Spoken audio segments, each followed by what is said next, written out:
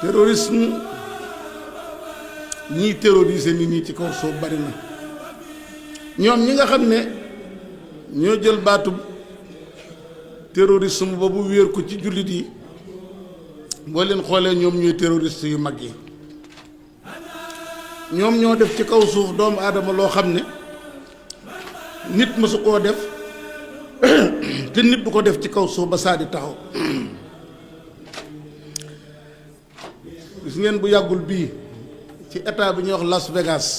Las Vegas ci États-Unis d'Amérique xanaa gis ngeen boîte de nuit bi boobu tubaab bi nga xam ne lu mat juróom fukki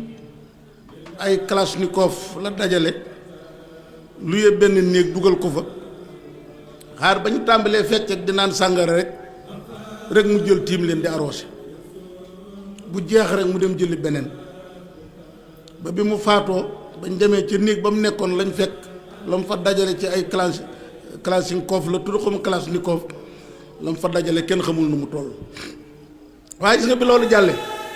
américains yi nanguwu ñoo tuddee waajooju terroriste nanguwuñ koo tuddee terroriste de ndax américain la waaye bu fekkoon ne xoola benn paaka dong la ab jullit jël yëkkati ko foofee buñ ko jàppee dañ naan terroriste la. bi loolu jàllee xanaa gis ngeen ci fan yi rek yàggul ci Californie gis ngeen jëmm ji xaar ba bisub dimanche kay waa kër làbbe dugg ci biir église mu ñëw ba tiim leen rek di arrosé rek ñuy daanu ba fan yi gis ngeen nee nañ dañuy toj église ba sax dootuñ ko bàyyi te mu nekk ab église jëmm jooju rek fi ñu toll déggoo américain yi tudde ko terroriste. waaye ma ne kon ñun ndax ñun war nañoo am woyof bopp gu toll ne ñun lu yëngu ci suñu réew rek ñu ne terrorisme rawat na jël suñ mbokki journaliste yi sexal leen tur boobu diw islamiste la diw jihadiste la diw terroriste la. li ma gën a jaaxal nag mooy baatub jihadiste jihad moom